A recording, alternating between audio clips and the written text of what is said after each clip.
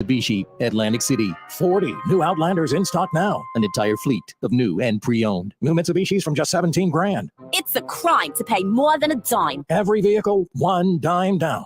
At the all-new Springfield Mitsubishi, Atlantic City. In Pleasantville, they service all makes and models. Springfield MitsubishiAC.com. Springfield MitsubishiAC.com. New 22 Mirage, 16.4 dine down, $249 a month for 72 months at 3% APR, plus tax tag title to qualified buyers. We know sports. 10-5 touchdown! 97.3 ESPN, WENJ, HD, Millville, Atlantic City, a Town Square media station. The following program is paid for, and the opinions expressed are not those of Town Square Media or station advertisers.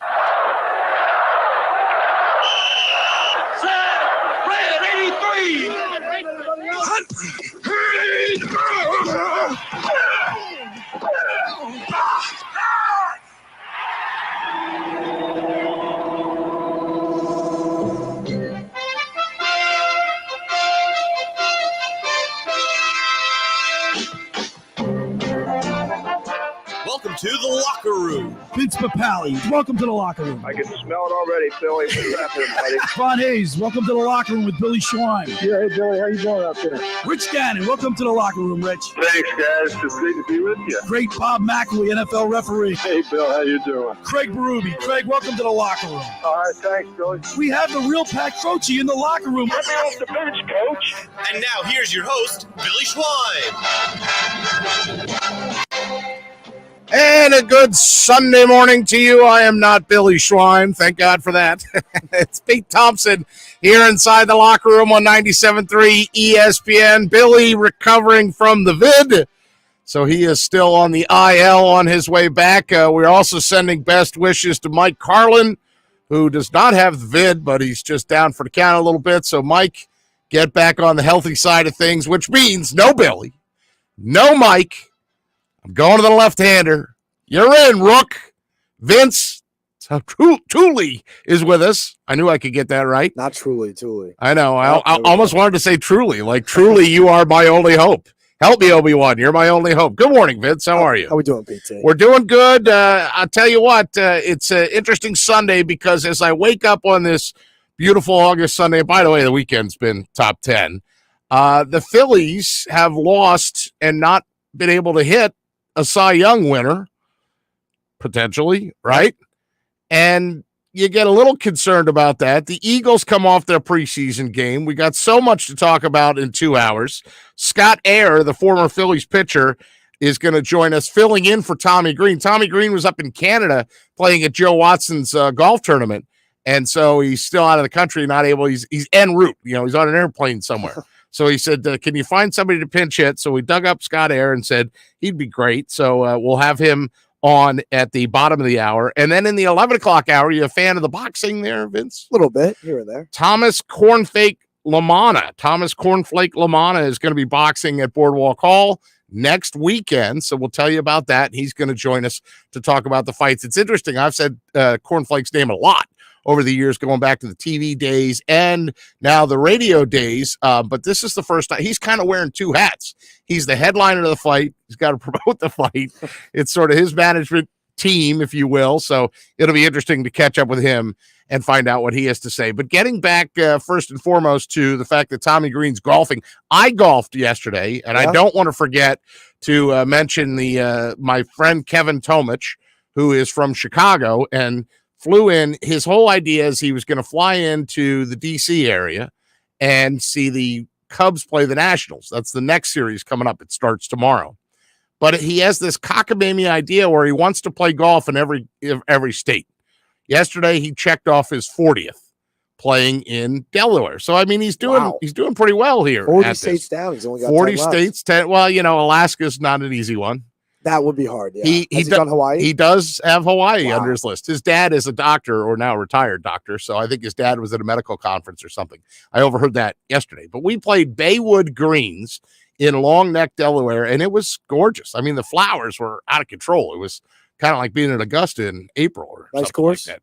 It was difficult. It had a lot of water on it, and that's not good for the PT because I like to spray it pretty good. But I shot matching 53s, and the weather was nice. We played with two guys. Let's see here. It was Connor and Danny. Okay.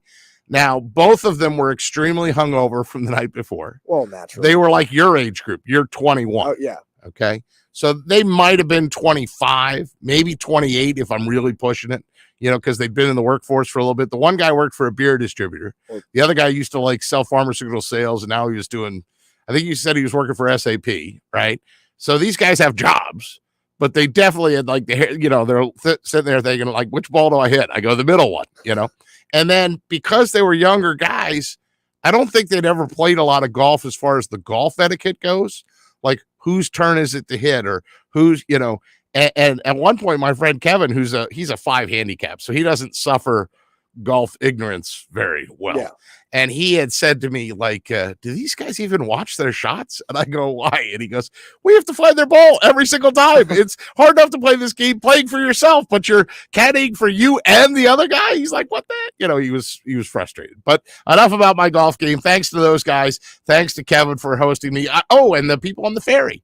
Have you ever ridden the Cape May to Lewis Ferry? I have not. I got to tell you, PT has an ego, right?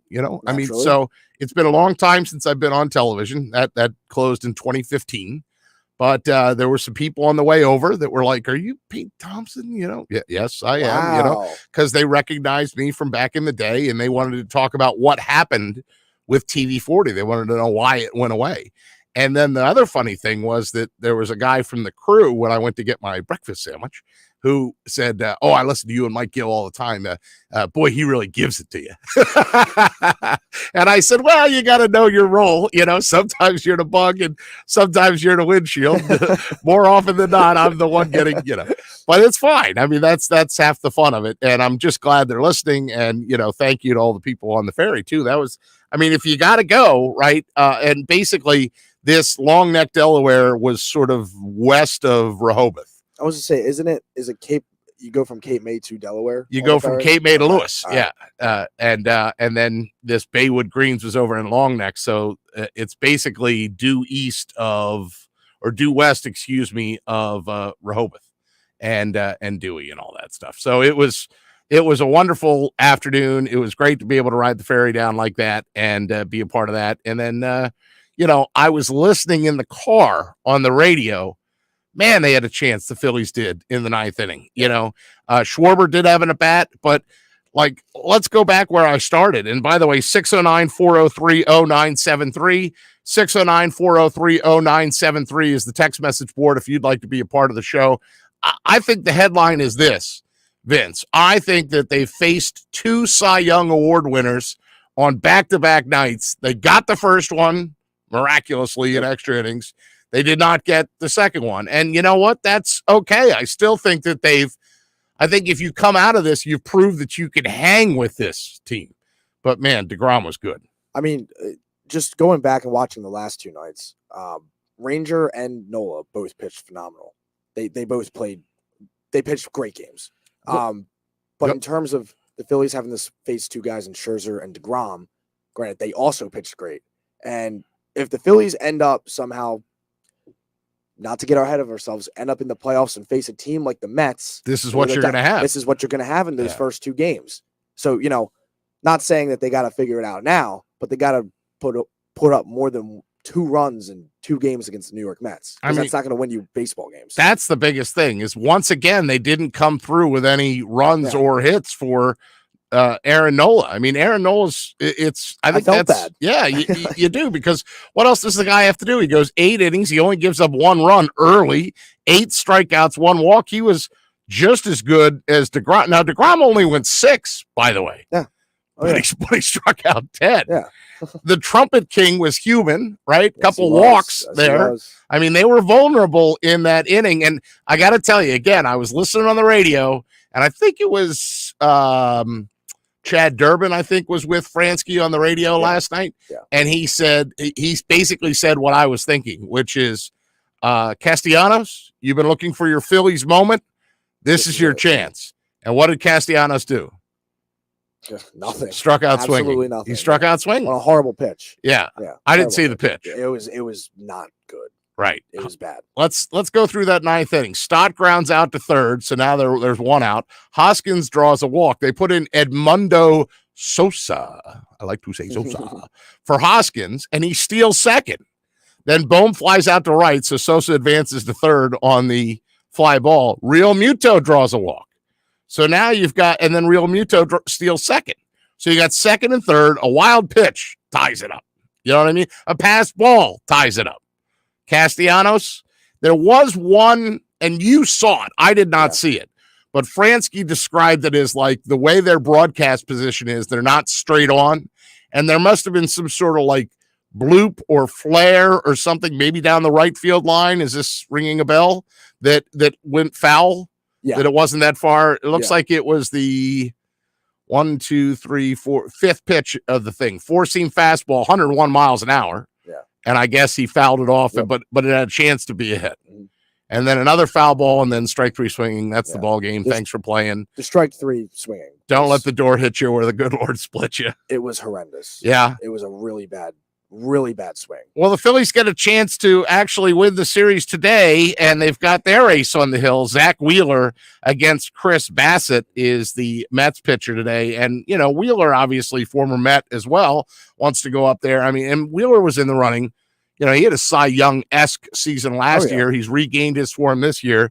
So the Phillies are set up for a potential win today. That's a 1:05 start time. Plus, of course, we've been hearing, and this didn't lock in until I heard it on the promo before we started the show. Red Sox Yankees. Yeah. So there's Yankees 2-8 in their last 10. Is that right? Yeah. Oh. 2-8. How do you feel about that, Yankee fans? But you're listening to the Locker Room here on 97.3 ESPN. Pete Thompson, Vince the intern, Vince Tooley. Not truly. Tooley. I like to say your name. We'll get into the Eagles and the Jets preseason game. We'll get into did you see what the Cowboys did last night, by the way? It was terrible. That's awesome. What do you mean that's terrible? No, that's awesome. I'm saying they're terrible. I love it. I'm saying they're declining. Just keep tripping over your own 2 feet. They suck. How many penalties did they have in that game? Way too many. I mean, that it's a preseason game, and I saw that headline go by, and I thought 17-7 in the first preseason game. That's how many penalties they had. Yeah. I don't care. Like, look, preseason at the end of the day, you really shouldn't care what the final score is, but there are certain things that jump out, right? And the penalties jump out, and that's a discipline thing and an issue. I think if you're a Dallas fan out there, you have to be a little concerned at your. There's going to be a step back for them this season. I'm telling you. You think? Absolutely. They're on a decline right now. Defense is overrated. Oh my God. They had 17 penalties for 129 yards. I mean, that's a full field. Yeah, that's craziness right there. All right. Well, that's good. Good to see Dallas struggling. That's fine. I'm totally okay with that. Did Russell Wilson play at all? No. I don't know. I only saw the fourth quarter. Josh Johnson is your guy. And Ben DiNucci, the pizza guy, a couple of years ago. Ben DiNucci, I'd like a Parmesan. It's the Locker Room here on 97.3 ESPN. Pete Thompson, Vince the intern, filling in for Billy Schweim as we'll take you till noon today. First hour of the Locker Room is powered by Surety Title. Surety provides comprehensive title insurance protection and professional services, settlement services for home buyers and sellers, real estate agents and brokers, lenders, home buyers and developers, and attorneys to facilitate real estate purchases. Surety is an industry-wide leader with a team of experts that will help you through the entire process from contract signing to closing, from the shore to Center City and every place in between. Surety is there for you. 15 office locations in New Jersey and PA. That's Surety Title. For more information, call Ron Conklin at 856-988-8900. Folks, have you heard of New Jersey's premier vacant home management service, My Winter Watchdog? Oh. I can't. Yeah, no, I just wanted to see who was going to bark.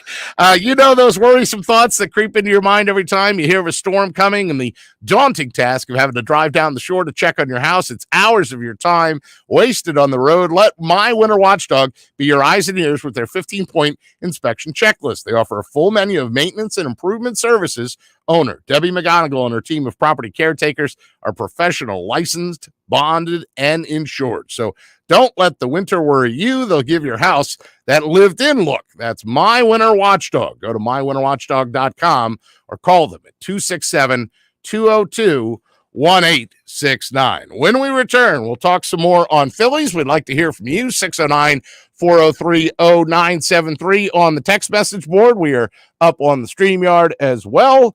And we got a full 2 hours to go here, plus Scott Eyre at the bottom of the hour to talk about that Phillies bullpen, which has been much improved. You are listening to The Locker Room on 97.3 ESPN and the free mobile app.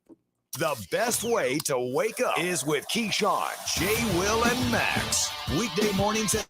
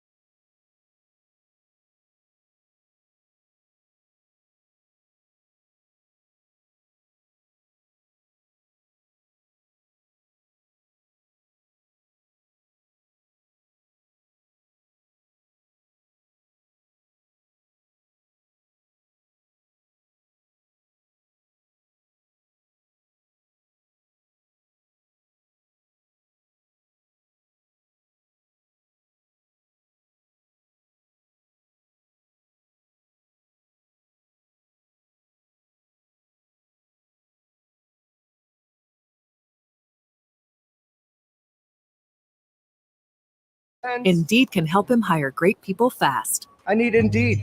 Indeed you do. We instantly connect you with quality candidates whose resumes on Indeed match your job description. Visit Indeed.com/credit and get $75 towards your first sponsored job. Terms and conditions apply. Sweet, juicy Jersey Fresh peaches and nectarines are now in season. I'm Secretary of Ag Doug Fisher reminding you to ask for our fabulous Jersey Fresh peaches today at your favorite market. Want the best? Ask for local Jersey Fresh produce. You're listening to The Locker Room with Billy Schwein on 97.3 ESPN and the 97.3 ESPN free mobile app. Locker Room here on 97.3 ESPN. Billy bailing on us. No, I'm just kidding. He's recovering from a little bout of the vid. He's on the road to recovery, though. He did voice the promo. Did hear that. I did hear that. Billy's voice. Says he'll be in the parking lot tomorrow if you're over in Ocean City. Good luck. See, he can say socially distance. All he has to do is get his butt out of the chair and direct people into. Do you know what Billy's summer job is? Oh, yeah. Yeah, he's a parking lot. That's right. He's a parking lot guy. You gotta show that picture of him sitting there in his working in his lawn. Yeah, working, working. Right, in quotes with his umbrella and his drinking hand. Right. I brought him lunch, so he didn't have to pay for lunch that day.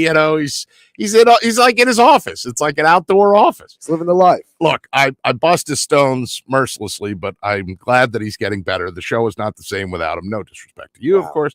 And I'll say this, like, I've parked a couple times over there, and he is when he does get up out of the chair, he's very active at, like, cut your wheel, turn it this way. I mean, like, he's basically directed so many people on how to, like, get their car into the right spot that he's sort of a savant at that, and people don't know how to drive, especially with backup cameras now, which they don't really use or look.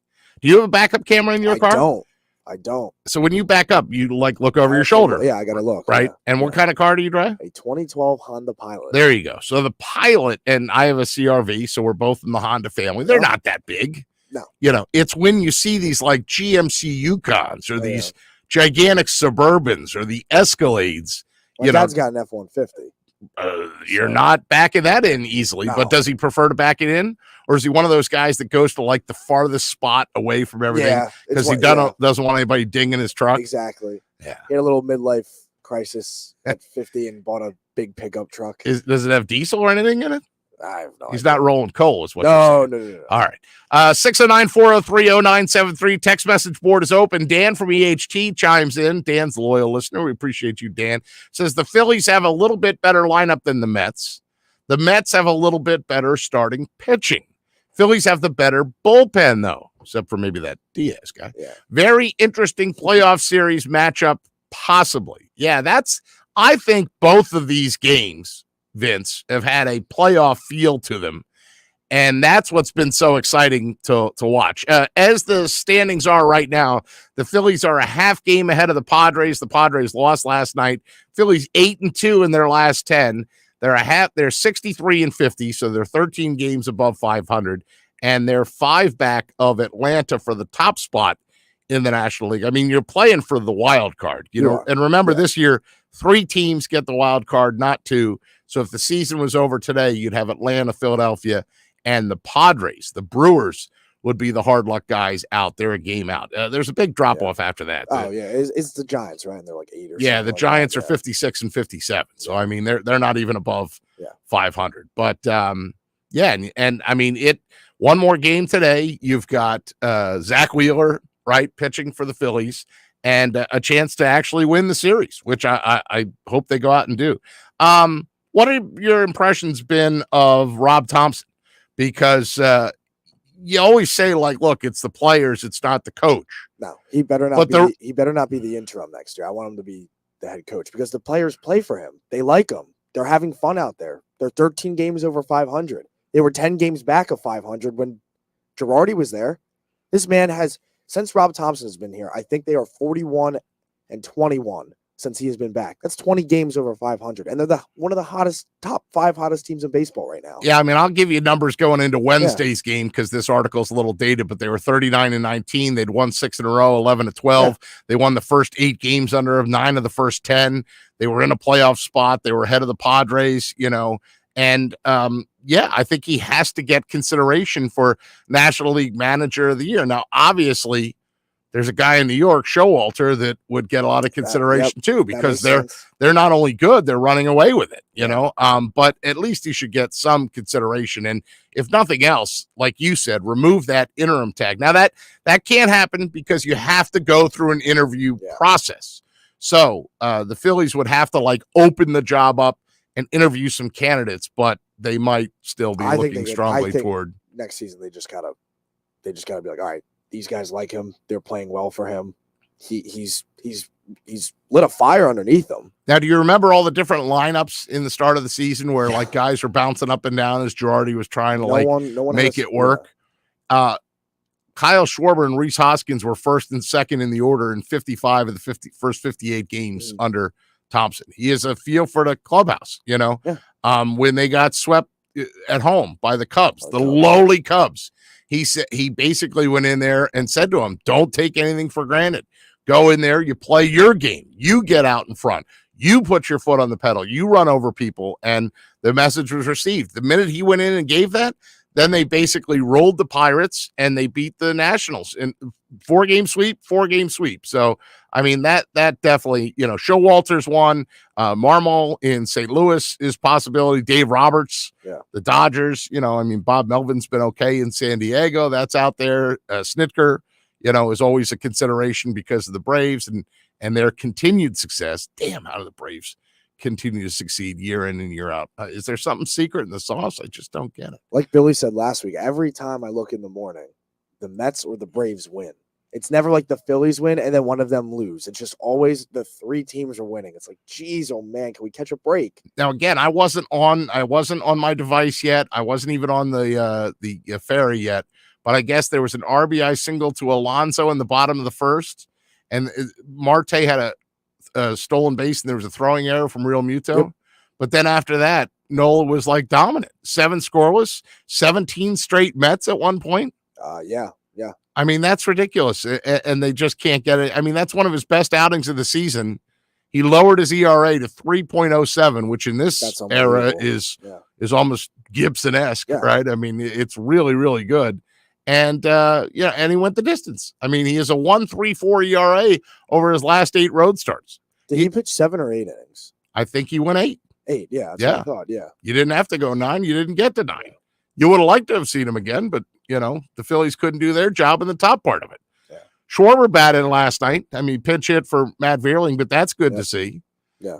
Trevor May fastball, but, I mean, the fact that he at least had a bat in his hands and got in there last night, that was good to see. Was it his calf that was bothering him? He's got it's a calf strain, a mild right calf strain. But he doesn't have to go on the DL. Thank God. Look, those things worry me sometimes. I saw it, and I think everyone that was the day game against who they put the Marlins. Marlins, yeah. And he came out, but he came out after a walk. Yeah. So like he walked, he went trotted down to first base, and then he kind of raised his hand and said, "I'm out of here." And you were like, you at first you just thought he was getting pinch run for it, but then they started to realize like, oh no, something might be wrong here. That scared me. I was like, why is he not playing? Well, and they were saying he's not returning. I was like, oh. Another name that stuck out to me, last one before we go to break, is Brandon Marsh. Yeah. I got to tell you, he's great on the defensive end of things, but I felt for the guy on Friday night. Yeah. When he was facing Scherzer, you could tell he was just like, holy crap. Jeez. Holy crap. I think he's only 3 years older than I am. And then he faced DeGrom yesterday, and I think he struggled again. I mean, he swung at a 92.6 mile an hour slider, and, you know, I mean, and then a fastball. I mean, just Marsh cursing under his breath. He was the 9th strikeout victim of 10 strikeouts for DeGrom. So, I mean, DeGrom was dominant. So let's see today if Zach Wheeler, with his 11-5 record and 2.63 ERA, can get the better of the Mets, and Chris Bassett is countering for the Mets. That's a 105 start up at Citi Field. All right. On the other side, we're going to have Scott Eyre filling in for Tommy Greene with our On the Mound segment. But the first hour of the locker room is powered by Surety Title. Surety provides comprehensive title insurance protection and professional settlement services for home buyers and sellers, real estate agents and brokers, lenders, home builders, and developers, and attorneys to facilitate real estate purchases. Surety is an industry-wide leader with a team of experts that will help you through the entire process from contract signing to closing, from the shore to Center City and every place in between. That's Surety Title. They're there for you. 15 office locations in New Jersey and PA. Surety Title. For more information about Surety Title, call Ron Conklin at 856-988-8900. Friends, let me tell you about Maserati the Main Line. Located just minutes from downtown Philadelphia, they offer a client-focused car buying experience designed to exceed expectations, and they invite you to stop in and see the area's largest selection of new Maseratis, including the sporty Ghibli midsize sedan, not a museum, and the Levante, class-leading Levante, only SUV worthy of being called a Maserati. Maserati, the Main Line, also leads the nation in certified pre-owned sales and has the highest quality, like new Maseratis available on the market. Your experience does not end at the point of the sale, as Maserati, the Main Line, offers free pickup and delivery for scheduled service appointments and complimentary new Maserati loaner cars. So be audacious. Call Maserati, the Main Line today, 484-804-4800. That's 484-804-4800. Or visit online anytime at motml.com. When we return, it's our On the Mound segment. Scott Eyre pinch hitting for Tommy Greene this week. You're listening to The Locker Room on 97.3 ESPN and the free mobile app. Coming up on the next edition of the Sports Bash with Mike Gill. Hey, it's Mike Gill. Coming up on Monday's show, we're live at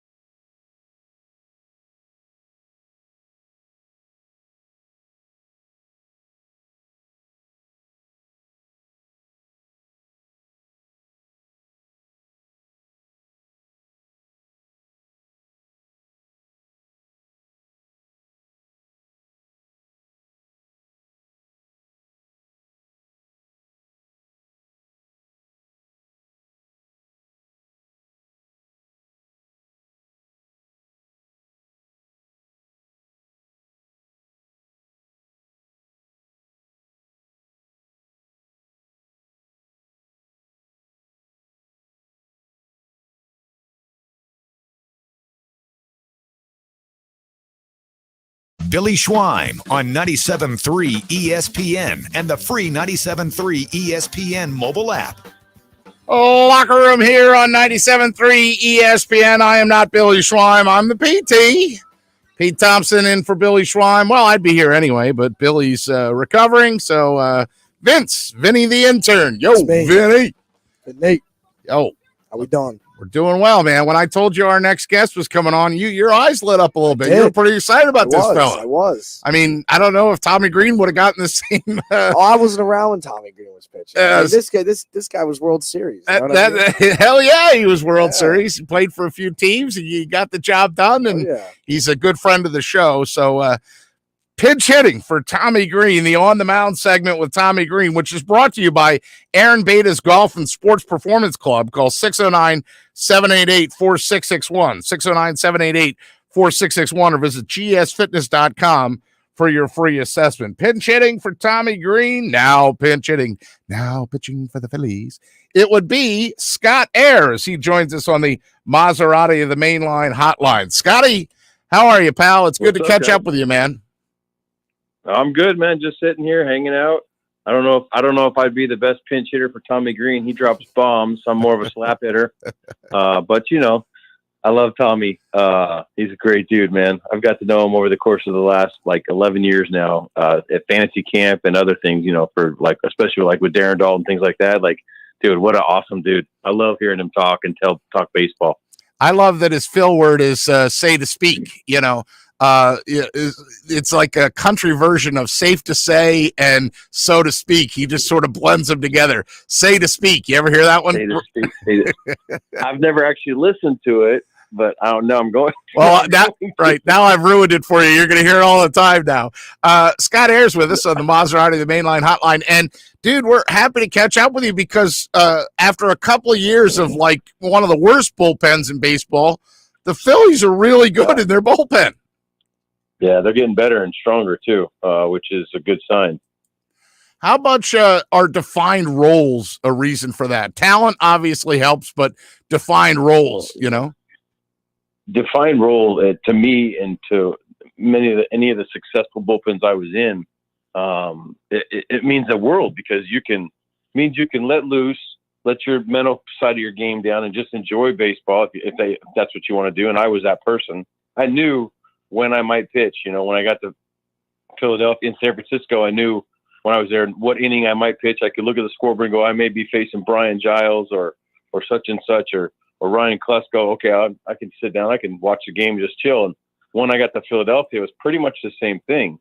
JC was the late inning lefty, and Madsen was the eighth inning guy pretty much, and obviously Lidge. But then Durbin was more of your later, and then Condrey was your long guy, and he did a phenomenal. And when I got there, I kind of just filled in between, somewhere in the middle there, and I knew that was where I was going to be every day, unless, Doobie came to me and said, "Hey, JC's going to take a day off. He's throwing 4 in a row." Or I'm like, "All right, well." So then my focus went more toward the later inning lefty type stuff, things like that. So to me personally, it made a huge difference. To some guys, they just got good enough stuff that they could go get anybody out at any time. But, I had to be mentally prepared.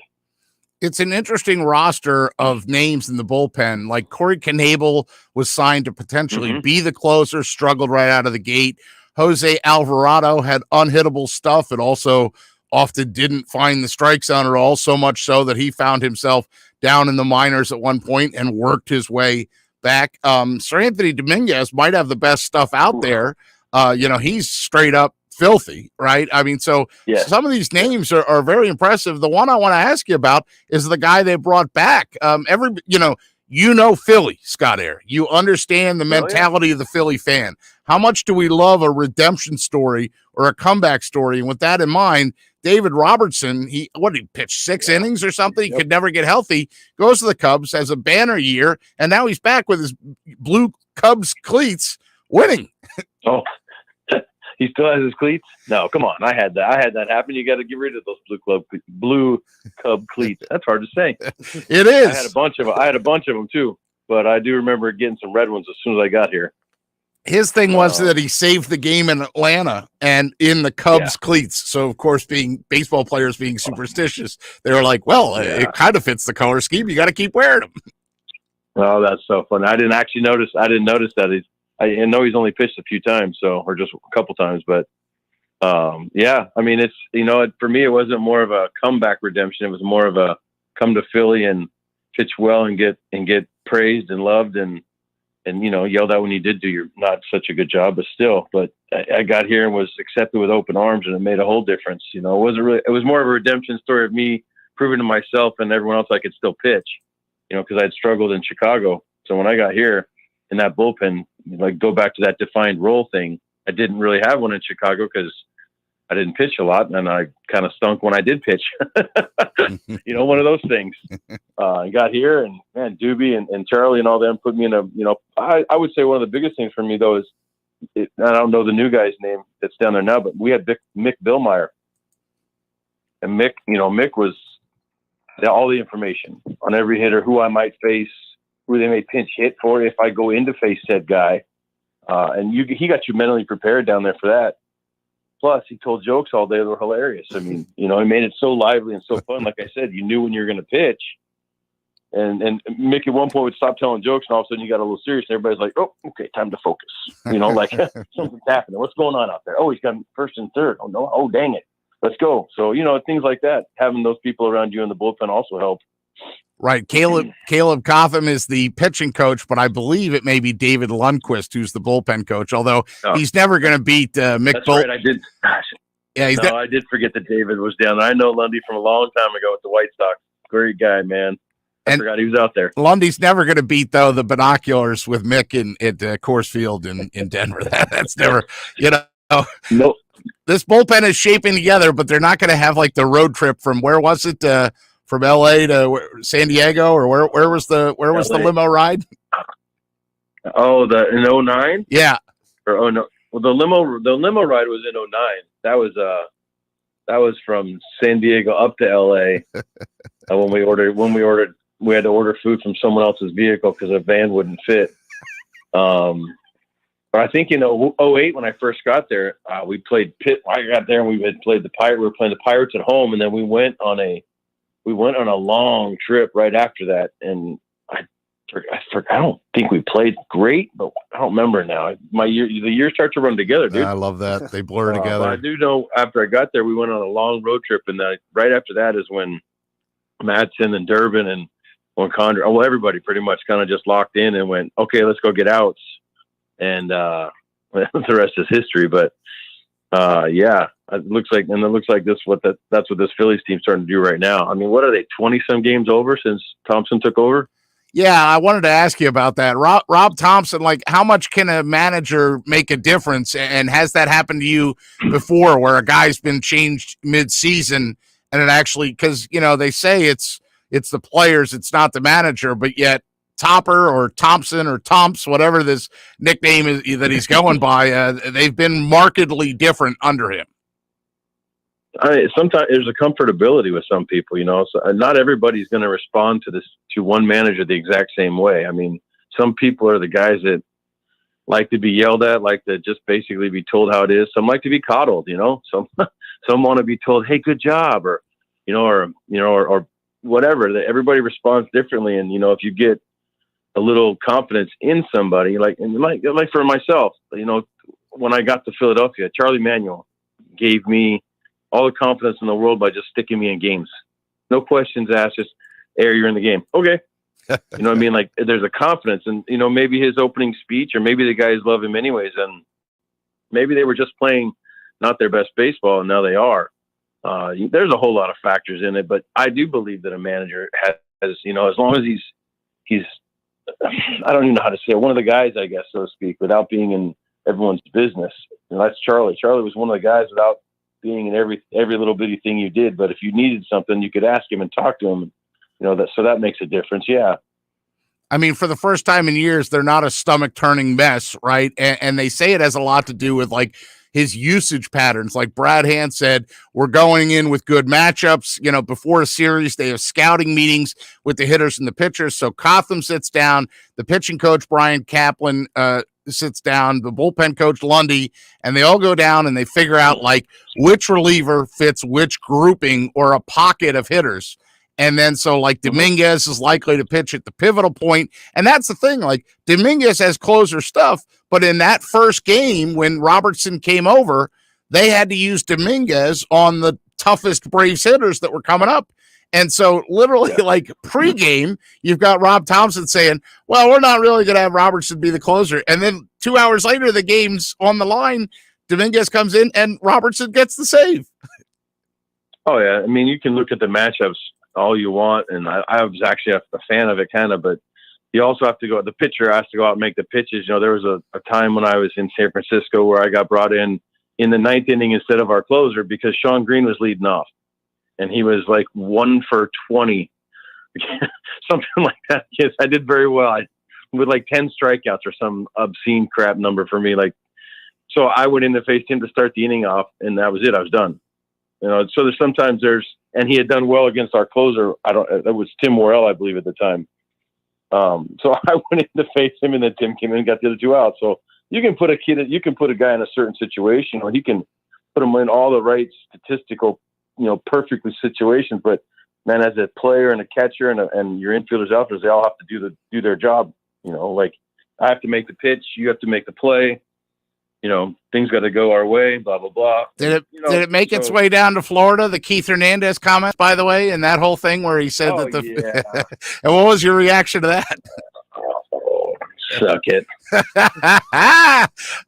Scott Eyre with an editorial comment for Keith Hernandez, right? I mean, look, to be honest, he was actually right for the old Phillies. Yeah, the ones he saw in April, that's how they were.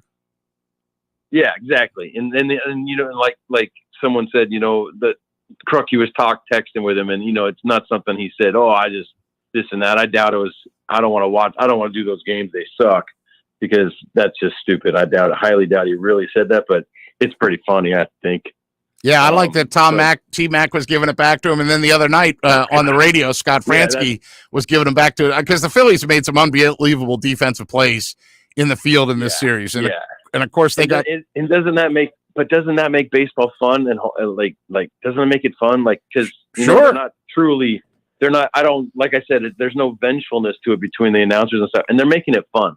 That's what it should be. Yes, Chase Utley, when asked flat out, do you hate the Mets? Yes. Yes. Yeah. I've seen that interview. Or the time he was in the All-Star game and they potted his mic up and he said, boo, F you. And they caught that one live on national TV. Well, they shouldn't mic people.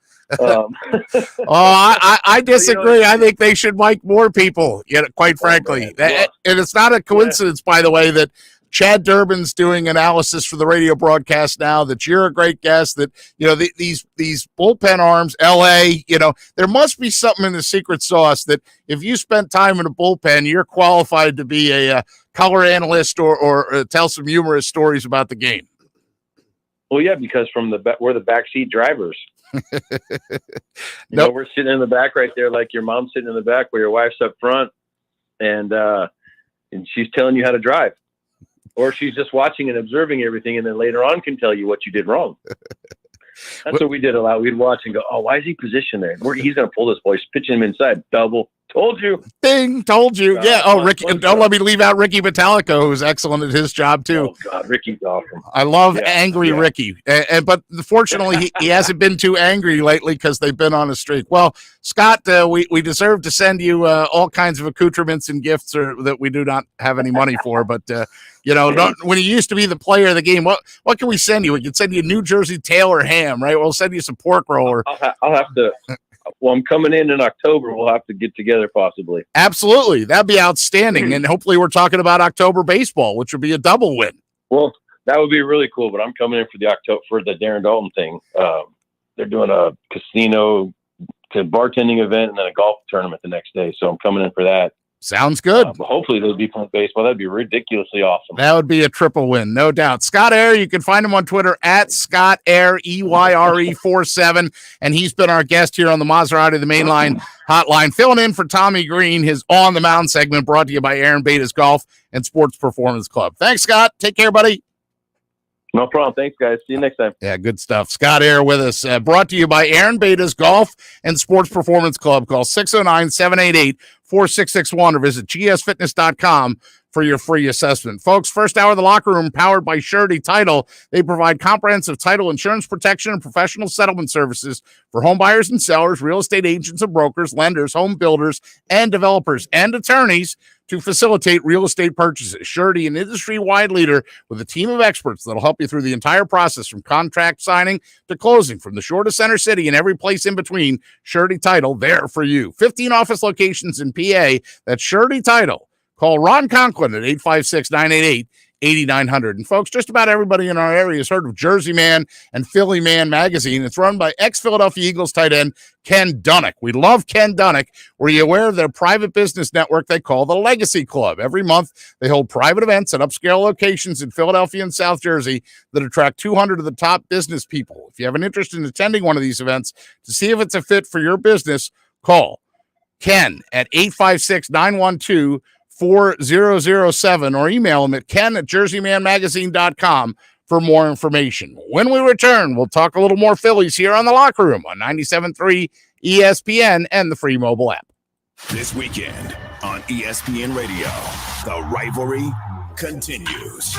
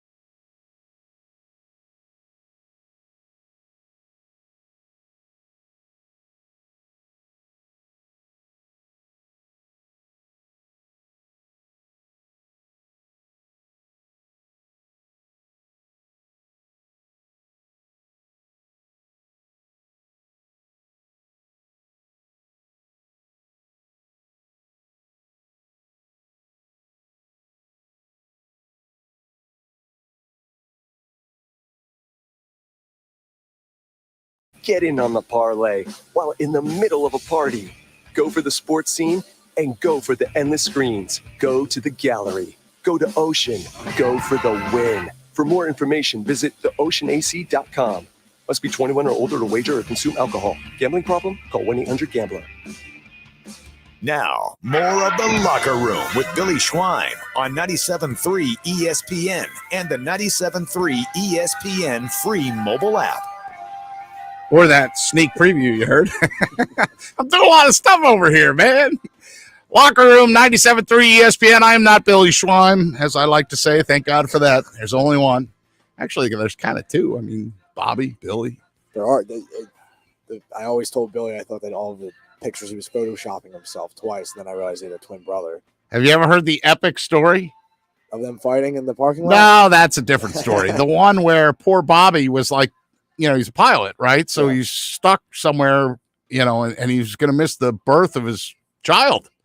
And he said to his brother, I really need your help. Like, please just go, like, stand in for me, like, smile in the pictures and stuff. That way, years later. And so when you look at the pictures years later, it looks like Bobby was there. Nobody knows. If you don't say, like, hey, that's not me, nobody knows. No one would know. Holy cow, an hour's down already.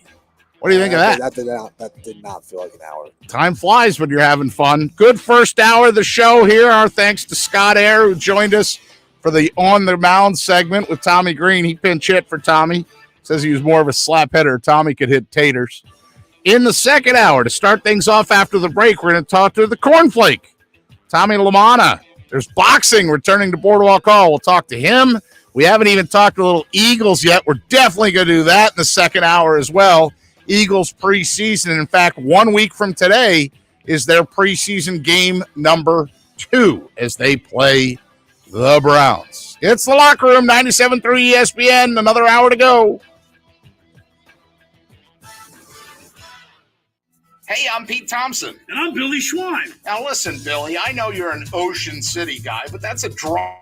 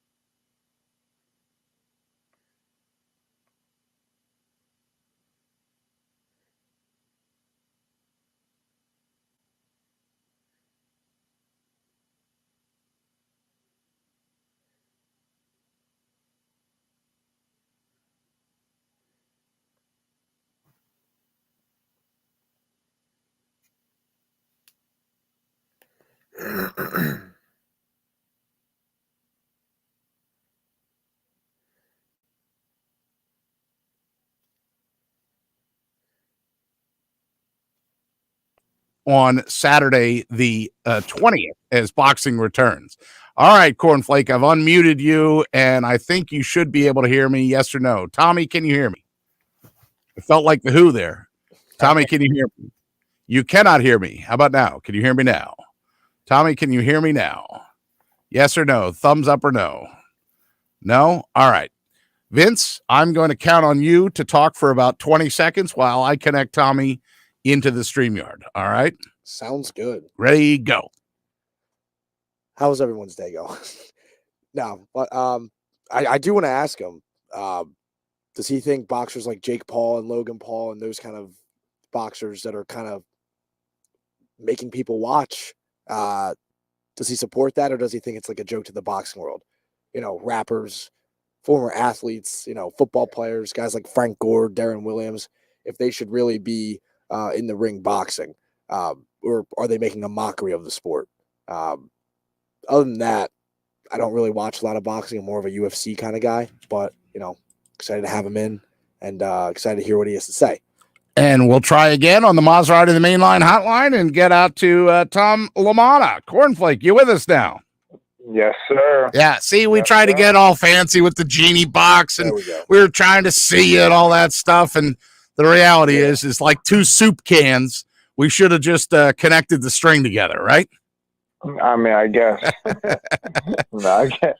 So, how are you? How are you guys this morning? We're doing well, thank you. We're happy to have you on. And I think I said to you in one of my initial texts that I feel like I've been saying your name for like a decade. And when I look at this record, 31-5-1 with 13 knockouts, you've been doing this a while.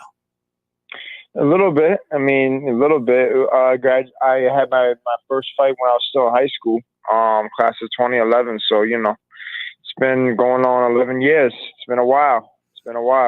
So tell me where the name Cornflake comes from. Yeah, so my man, Brian, I started boxing, you know, pretty young, maybe like 11 or 12. And I was the only, you know, not getting into racing, I was the only white fighter in the gym.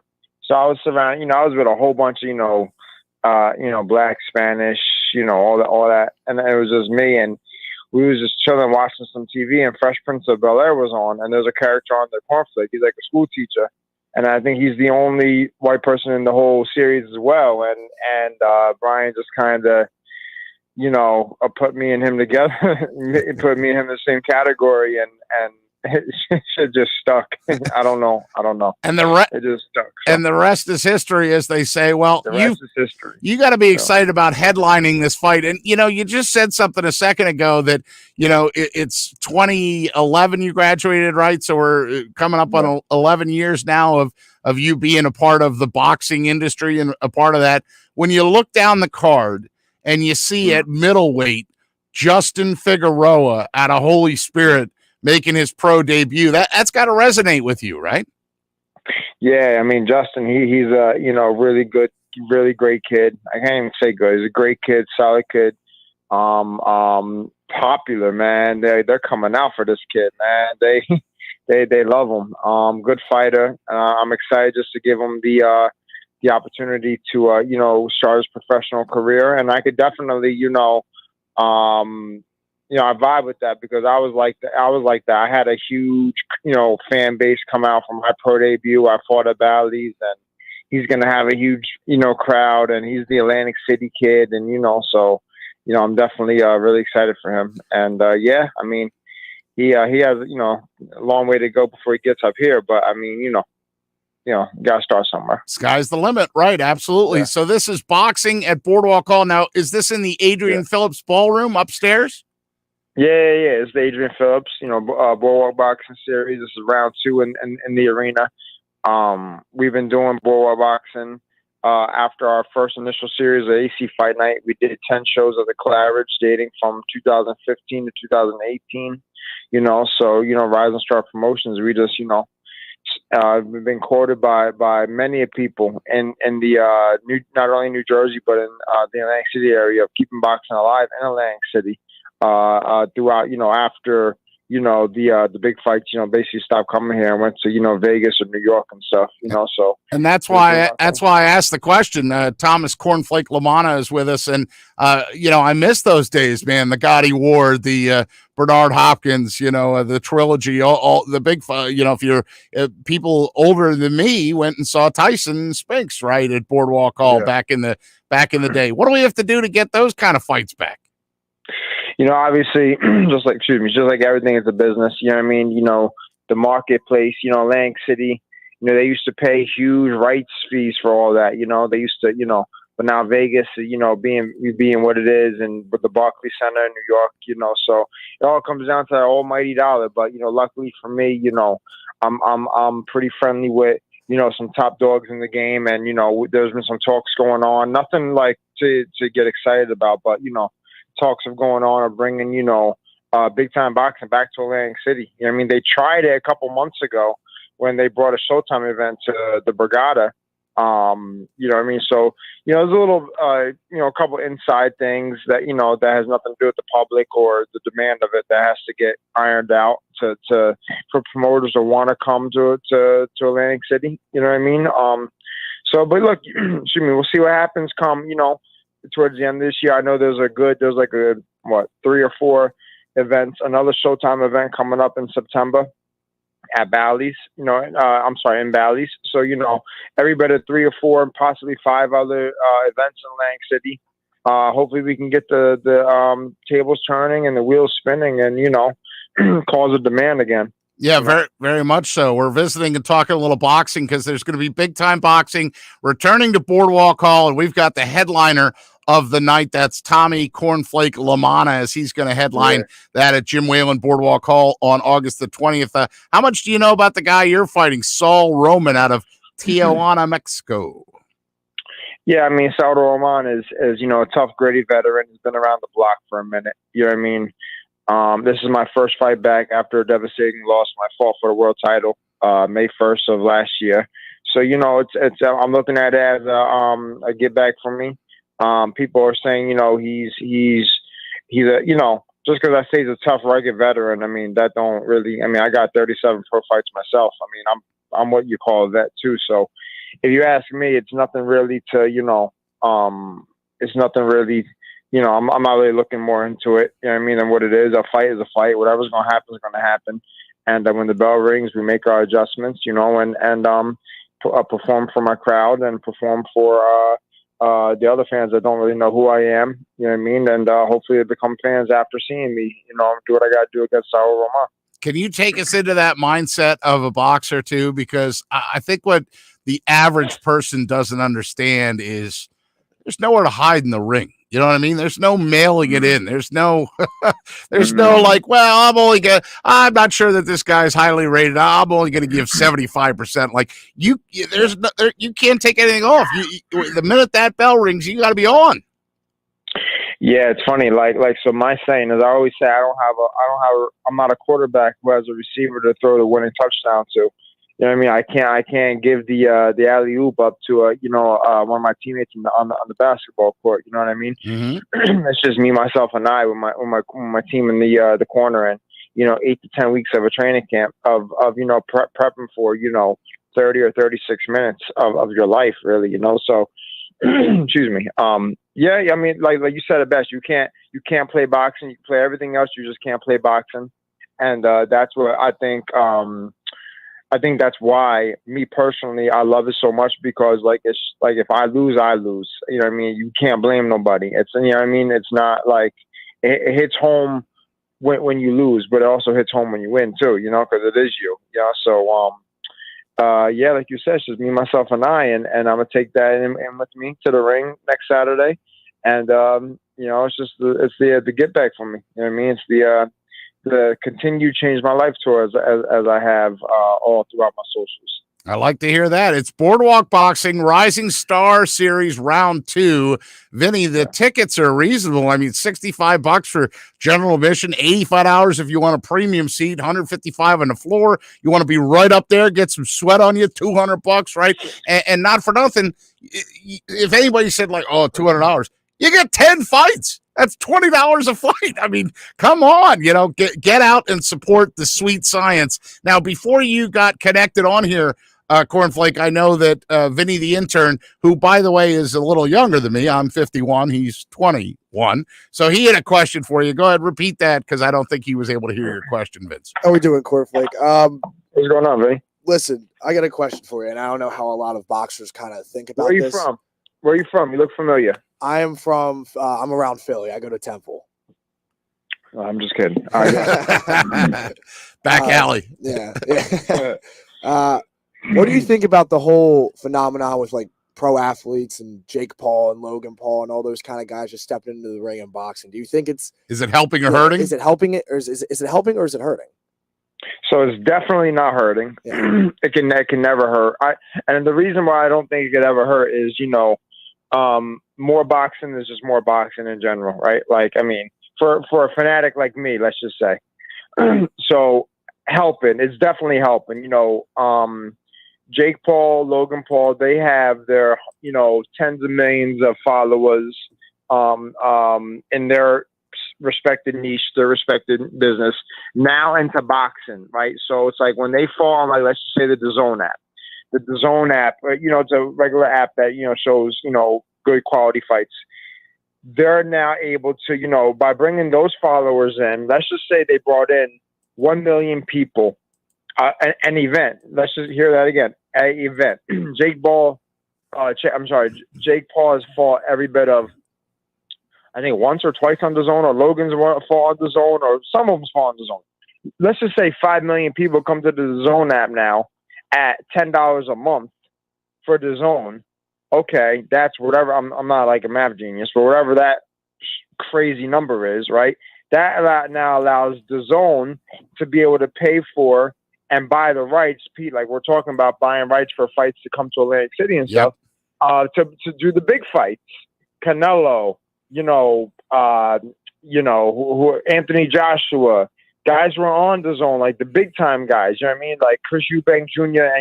and Conor Benn. These are UK guys, but like DAZN's now able to, provide that do that fight now, because let's just say hypothetically the Jake Pauls or Logan Pauls bringing their 5 million people paying $10 a month because they like boxing, because they didn't really give a shit about boxing before then.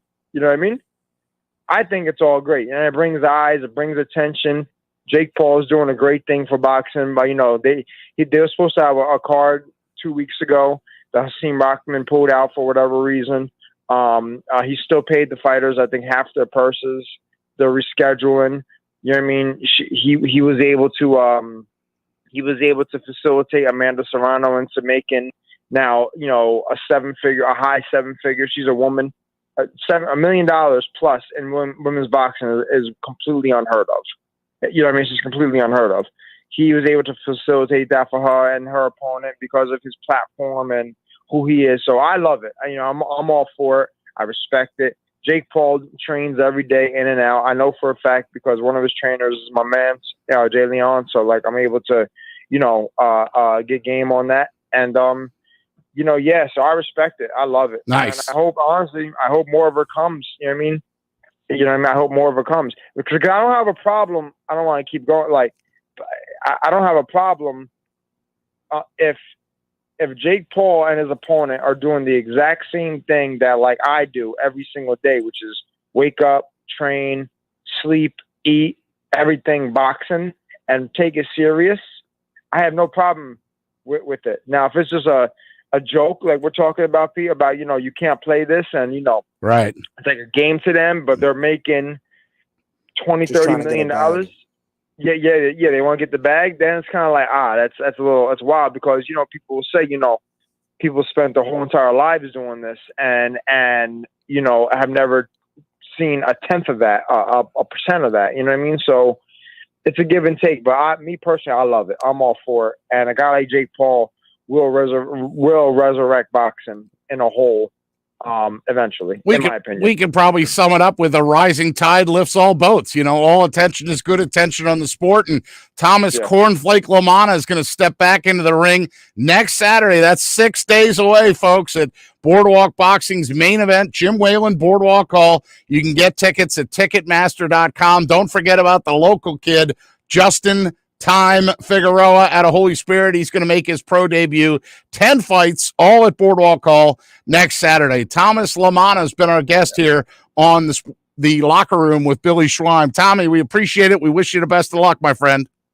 Pete, Vinny, I really appreciate you guys for the time. Absolutely. Take care. And good luck. Good luck to Cornflake Lamana, the Millville grad, the Millville alum who steps back into the ring for the first time after a year for pro boxing's return at Boardwalk Hall. Second hour of the locker room is brought to you by the Great Bay Country Club, where it's not just golf, it's fun. Make Great Bay Country Club your club. Great Bay is an award-winning private golf club where you're greeted by name. It's home of the 3-hour and 58-minute round. You can play on their 18-hole championship golf course,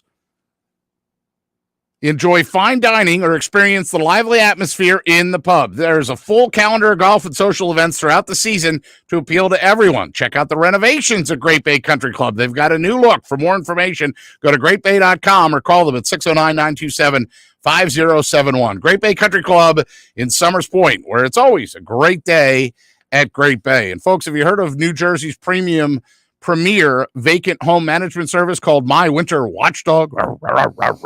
You know those worrisome thoughts that creep in your mind every time you hear of a storm coming, or that daunting task having to drive down the shore to check on your house, hours of time wasted on the road. Let My Winter Watchdog be your eyes and ears with their 15-point inspection checklist. They offer a full menu of maintenance improvement services. Owner Debbie McGonigal and her team of property caretakers are professional, licensed, bonded, and insured. So don't let the winter worry you. They'll give your house that lived-in look. That's My Winter Watchdog. Go to mywinterwatchdog.com or call them at 267-202-1869.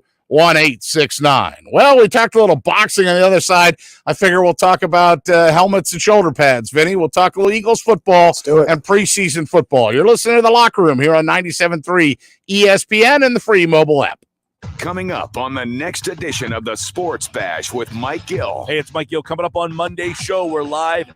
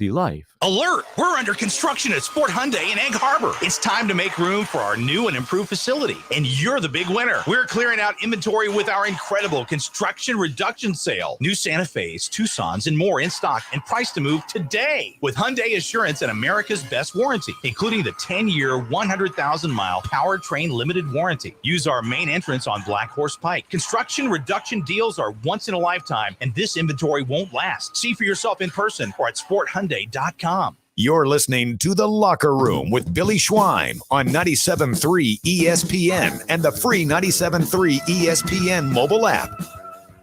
I'm not Billy. Thank goodness for that. It's Pete Thompson in the locker room with Vinny the intern on a Sunday. Sunday the 14th, by the way. Summer flying by. I mean, it's going to be Labor Day before we know it. Yeah. Your senior year of college. Right. It's crazy. Got your semester and your course load all set up?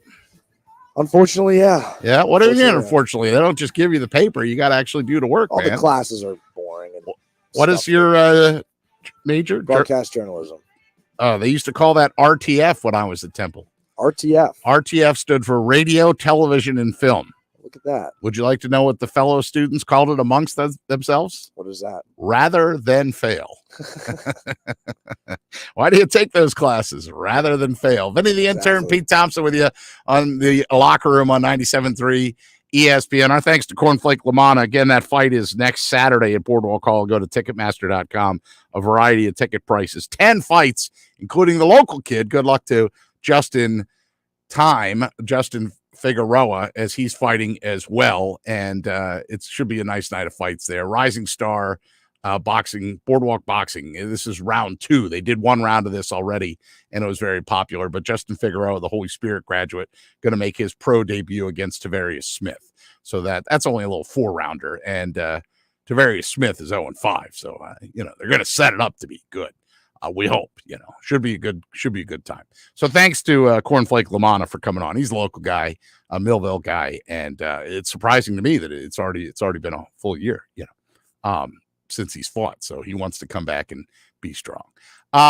Said before the break that we're going to talk a little Eagles football, and what was your impressions of preseason game number 1? First of all, paint the picture for me, Vinny the intern. Paint the picture for me on your Friday night.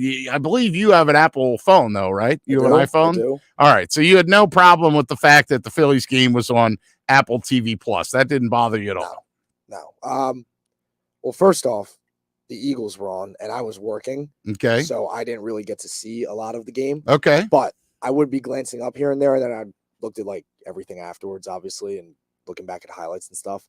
I don't know if you saw that one play where there were just 4 Jets offensive linemen trying to push Jordan Davis out of the way, and Jordan Davis looks like an absolute menace compared to the other guys he's going up against. I mean, that was one of the guys I wanted to look at, and he flashed well. It's obviously not just Cam Jurgens that he can own. He can own the opposing players as well. I mean, this is what I know, and I watched the Eagles-Jets. I started off, I got the Phillies set up, believe it or not, on my own device. I had it through my Xfinity, through the TV, and I got the Phillies set up and I got them going. And then I realized it was 7:30, so I flipped over to the Eagles, and I watched the Eagles basically through the first quarter. Yeah. Okay. So Jalen Hurts, the very first time he rolled out to throw, he rolled to his right and he hit Quez Watkins for 28 yards. That's the kind of throw that he would have missed in the Tampa Bay game last year in the playoffs. Yeah. The game plan on Hurts was make him beat you with his arm. Don't let him beat you with his legs. And I think they're still into that. He's still sort of the RPO and the dual threat in that. But, he looked good on that throw to Quez Watkins. He looked good on a throw to Miles Sanders that went for 12, a little 6-yard out to Jack Stoll looked good, And then the big one to Dallas Goedert, that was something you could see in that play. First of all, he did scramble for a 12-yard touchdown, but they called holding, which was somewhat questionable. Ross Tucker was a little upset about that. But then the play where he hit Dallas Goedert for the touchdown, you could see the impact that A.J. Brown is going to have on this offense. Yeah. Because either A.J. Brown is going to catch the football and burn you, or their secondary is going to be spending so much time like, where's AJ Brown? They're gonna have two guys on him at some point. So like that's somebody's got to be open, and it's not a bad thing if that somebody is Dallas Goedert. Now, did you see the late hit? No, I didn't. You haven't seen it since? No, I haven't. Yeah, I mean, he rolled out to his right. He probably should have slid, but he got popped, and like that was too much, I mean, and it's interesting because that was a time where I think if they were on the fence, the Delaware Valley fell in love with Nick Sirianni at that point because he was screaming into the microphone. Like Ross Tucker said something like, I don't have to read lips to know like what he's saying. I mean, it was blatantly obvious what he was saying. They compared it to that lady in the Saints game. I don't know if you saw those that fan. Yes. Yeah. They were comparing it to that because they literally just said the same exact thing. Well, and right after the game, John McMullen joins Mike Gill. John McMullen's back on the Sports Bash a couple times a week with Mike Gill, and John McMullen's on in the 3:00 hour, Monday, Tuesday, Wednesday, and Thursday. In fact, he'll be on with Mike and I tomorrow as we're live at Ocean Casino and Resort. Come out and see us at the Gallery, bar, book, and games. But Johnny Mack asked the first question. He said, you were pretty fired up after that late hit. Can you take us through what you were saying? Well, we don't need to know the words, but Sirianni said, I wasn't mad at Coach Sale. I was mad at the situation. I was mad at the player. He's a great guy. I have respect for him, the emotions of the game. I was sticking up for Jalen. What's funny is it was Jordan Mailata came over, and you love to see that. The offensive lineman came right over and got right in the linebacker's face, like, do not do that to our quarterback. Not cool, man. Not cool. The only guy that didn't really seem to get upset or was unfazed by it was Jalen Hurts. He popped right back up, thank God. But yeah, that's your argument right there in a nutshell. You know what I mean? Like the Patriots might not play any of their players in preseason, but that's your chicken and egg argument, Vinny, of where it's like, do you play these guys to let them, quote unquote, knock the rust off, or are you risking them? Because the whole goal of the preseason is what? Get them to the actual season. Yeah, I don't get the fact that they're not practicing hitting at all within their practices, but then they'll go in and start the starters for a quarter and a half where they're hitting. Yeah, it's like I don't understand that. Why wouldn't you just? It doesn't add up. It doesn't make sense to me. Well, and a lot of it has to do with these soft tissue injuries. A couple of years ago, the Eagles led the league in soft tissue injuries, and they had guys that are banged up. Billy and I have talked about this before on the show about the fact that the Eagles' mentality toward training camp now is that, they do either a green, yellow, or red practice, if they've gone heavy or if they've gone in pads the day before, there's not a lot of, look, that's modern day NFL, whether you agree with it or not.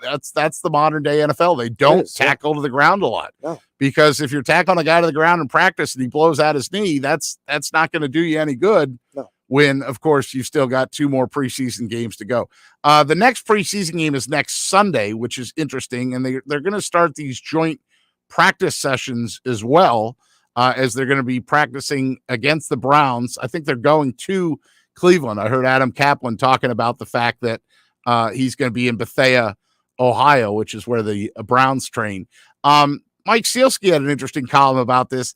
His headline was this. He said the Jets' cheap shot on Jalen Hurts should have the Eagles concerned about Hurts. In other words, remember, that was something that Carson Wentz had a problem with when he started his career in Philadelphia too.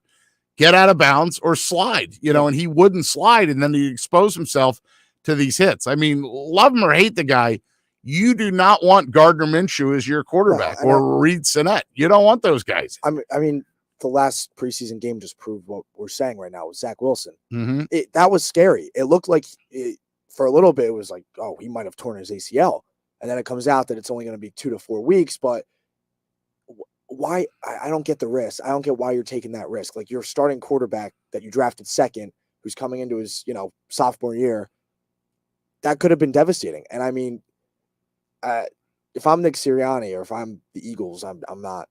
I don't see I don't see the benefit of playing. I mean, you get in a situation where you're basically trying to ask yourself, you can't take away Hurts's mobility. That's one of his greatest assets. The fact that he does run the football leaves that defense guessing. Is he going to run? Is he going to tuck it down and run and beat me? Or is he going to throw it over my, like if I come up, is he going to throw it over my head to the guy that I just left?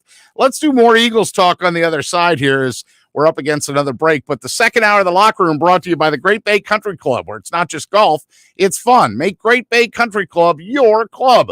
Great Bay is an award-winning private golf club where you're greeted by name. It's home of the 3-hour and 58-minute round. You can play on their 18-hole championship golf course, enjoy fine dining, or experience the lively atmosphere in the pub. There's a full calendar of golf and social events throughout the season to appeal to everyone. Join today. They've made renovations to Great Bay. They're improving their ability to host weddings. They've got a new pro shop down there. They've got an outdoor patio that's above the cart barn now. Great things happening at Great Bay Country Club. For more information, go to greatbay.com or call them at 609-927-5071. Great Bay Country Club in Summers Point, New Jersey, where it's always a great day at Great Bay. Friends, let me tell you about Maserati, the main line. It's located just minutes from downtown Philadelphia, and they offer a client-focused car buying experience designed to exceed expectations. They invite you to stop in and see the area's largest selections of new Maseratis, including the sporty Ghibli midsize sedan and the class-leading Levante, the only SUV worthy of being called a Maserati. Maserati, the main line, also leads the nation in certified pre-owned sales and has the highest quality like new Maseratis available on the market. Your experience does not end at the point of sale, as Maserati the Mainline offers free pickup and delivery for scheduled service appointments and complimentary new Maserati loaner cars. So be audacious. Call Maserati the Mainline today. Tommy Pileggi at 484-804-4800. That's 484-804-4800, or visit them online anytime at MOTML.com. The text message line is open, 609-403-0973, 609-403-0973. If you'd like to text into the show, we're talking a little Eagles football. Phillies with a huge game today at 1 o'clock. It's the Locker Room on 97.3 ESPN and the free mobile. This weekend on ESPN Radio, the rivalry continues.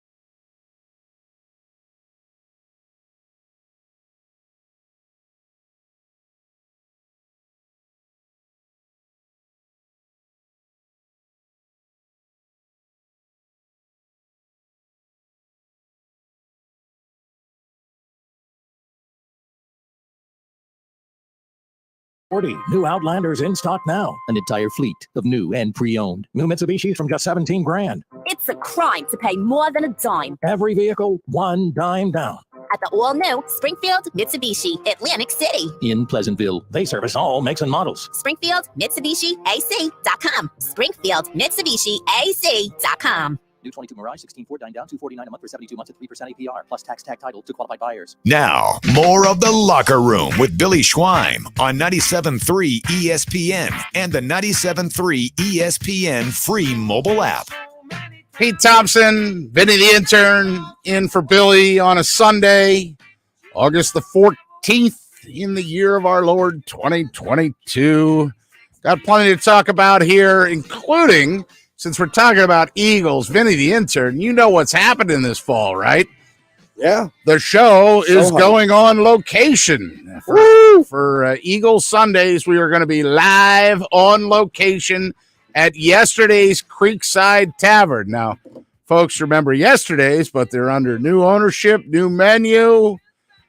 The Tim Fox, who was the guy that bought the Deauville and Strathmere, has now bought yesterday's Creekside Tavern.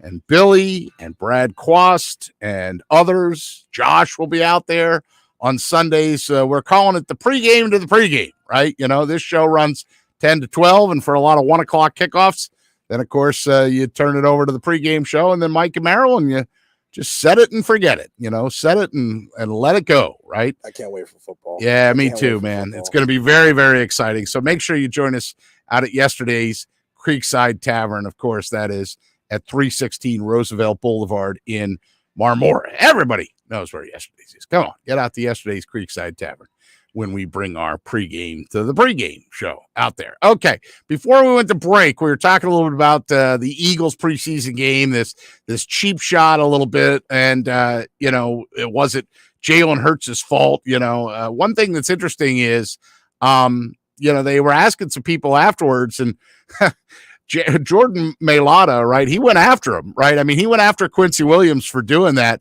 And they said, well, what were you thinking there? He says, to be honest, I wanted to charge him with my helmet and headbutt him.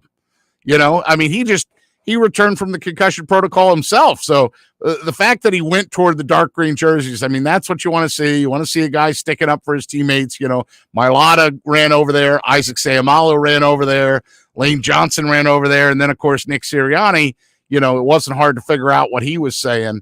And Mailata said, look, that stuff's dirty, man. I don't give a bleep if it is preseason. I don't like that stuff. I'm going to protect my QB.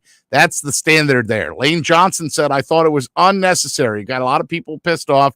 Jalen's our leader, the way he acts in the practice field in this building. He's a dynamic guy. It's fun playing with him, and we never want to see him go down like that. So even Robert Saleh after the game said, look, that was egregious. Like, you know, and I guess they hugged it out, you know, like Ari Gold and Entourage. You ever watch Entourage? I was, me and my buddies was the cast of Entourage for Halloween. Hug it out, B. I can't say the full word, but hug it out, B. Look, Hurts rebounded nicely. You know, he popped right back up. I mean, 22-yard touchdown to Dallas Goedert. He was 6 for 6. He had a perfect quarterback rating, 158.3. Are you okay, Vinny the intern, if that's the only time you see him in the preseason? Absolutely. I don't want to see him again in the preseason. That was fine for me too. I couldn't agree with you more. There were some other things that came out of that preseason game. 609-403-0973 if you'd like to chime in on the message board. What did we learn? Well, Brandon Graham looks like he's back. You know, he's near complete.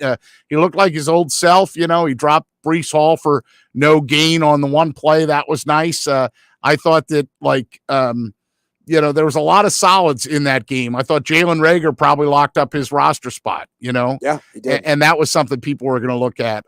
They came out of this game pretty healthy.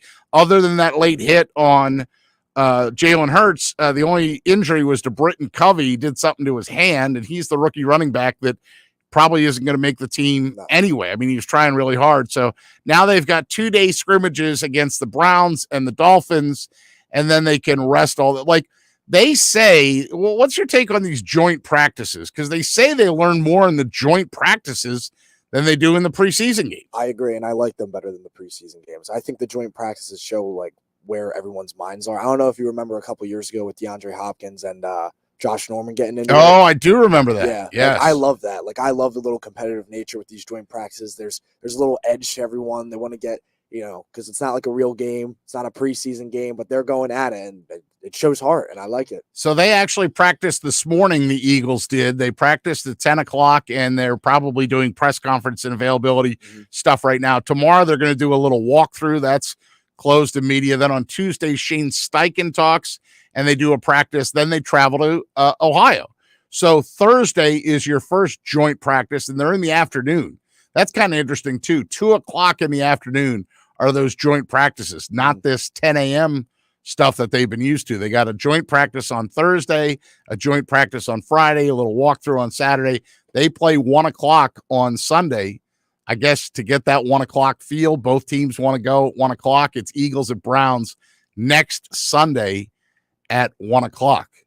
And as I say that, I wonder if that's going to affect, oh no, the locker room goes from 10 to 12. Come on, Peter, do the math. 10 to 12. And then, but I know that I guess instead of signing off to the mothership next Sunday, we'll sign off to some sort of pregame show or something like that. Dan and EHT's on the text message board. He said, I was very surprised that the refs didn't make Hurts leave the field for the concussion evaluation. He really had his head rattled back and forth on that hit. That is true. It definitely looked like the linebacker led with his helmet. I don't think it was helmet to helmet. I thought it was helmet to high shoulder pad, but even still, we had Cornflake Lamana on earlier, and nobody wants to take an uppercut to the chin. You certainly don't want to see anybody get hurt. I know this. They got the joint practices coming up. They're fairly healthy. Zach Pascal looks like he's going to be the fifth receiver. Two of 4 passes he caught the other night for 41 yards. And Covey with his hand, it doesn't look like he's going to be able to sneak in. What else came out of that game the other night? Brandon Graham looked good. They had 16 players, Vinny, who were inactive. The surprise was Landon Dickerson, who wasn't listed on the pre-practice injury report, but they said he had something about a sore foot. And then I'll close with this before we hit another commercial break. In the locker room after the game, Lane Johnson said, hey, it feels like I haven't seen you guys in at least 3 years. It was the first time that reporters were allowed into the Eagles locker room for post-game interviews since the pandemic. I mean, I know that people don't like, everybody likes sausage. Nobody wants to see how it's made, right? Everybody likes hot dogs.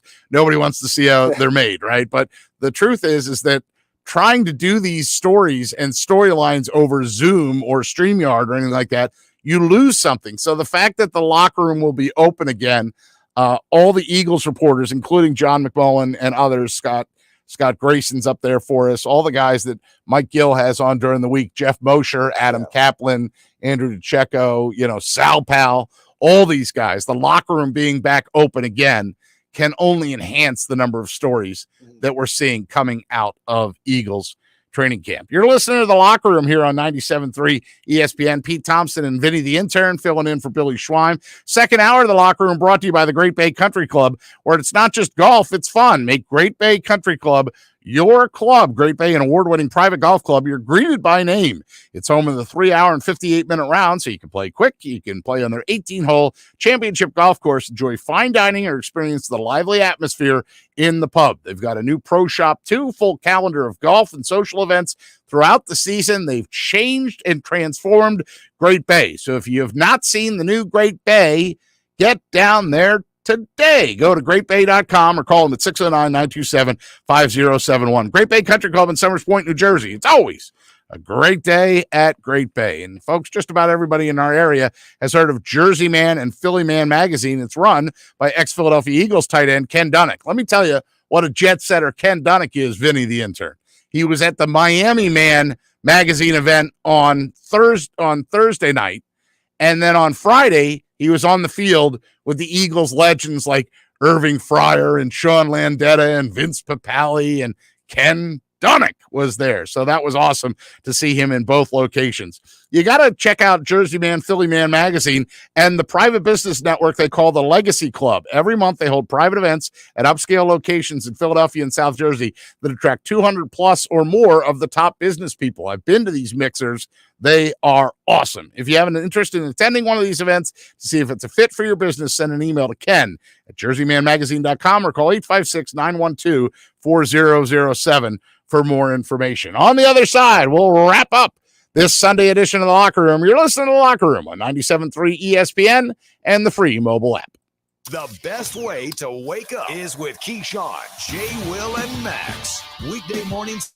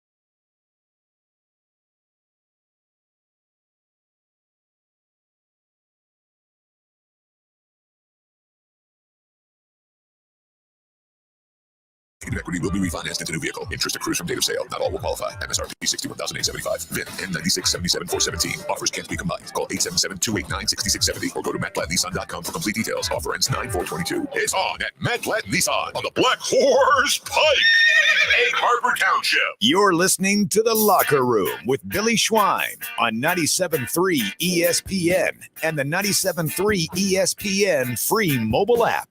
Locker Room 97.3 ESPN. Pete Thompson, Vinny the intern, filling in. I got a text. I actually got a Facebook message from a longtime listener of the show that said he hopes Billy feels better because the show is not the same without me roughing up Billy. I was like, yes, I love it. I'm sure Billy would like that. Well, Billy's he's sensitive Sally, man. He gets all hurt and wounded. You get under his skin. Well, it's so easy. I mean, the guy gets back to you. He just sometimes logic does not get in the way of actual facts. Hey, Billy, if you're listening, we love you. We love you. Feel better. Get your butt back here. We can't have me doing all these reads now. I'll tell you what, coming into this show, the best part of it was, you remember how quiet it was before the show started? It was quiet. There wasn't like, Pete, I can't get this to. Oh man, they didn't give me a sports page in my paper today. That's like one of his regular go-to. Of course, they gave you a sports page. There were papers flying everywhere from the actual paper. No, I don't think I heard the word moron did not come out of my mouth, or you're an idiot, or anything like that. You know, That's the first time I've ever not heard you say that. But we miss Billy. The show is not the same without him, so we're looking forward to him returning next week. And this is what I know. Wilson's going to miss 2 to 4 weeks, by the way. Yep. You were asking about that? Mm-hmm. Yeah, but it's not torn. What's this about a safety? I'm trying to do like the last segment, like things that are in the bargain bin here. The safety kicked a point after yesterday. Justin Reed kicked a point after. I have no idea. Yeah, Justin Reed will undoubtedly want to keep his day job as starting safety for the Kansas City Chiefs, but he showed in Saturday's preseason game against the Bears he could help out in an emergency role. He came in and he said, if I look good doing it, could I be the backup to Harrison Butker, the butt kicker?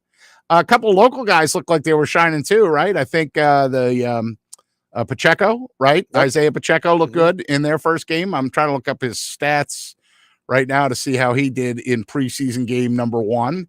Who else is out there? Marquise Bell, the Melton, Bo Melton out in Seattle has been flashing. Here's Pacheco's stats. 2 carries for 6 yards. You go, Isaiah.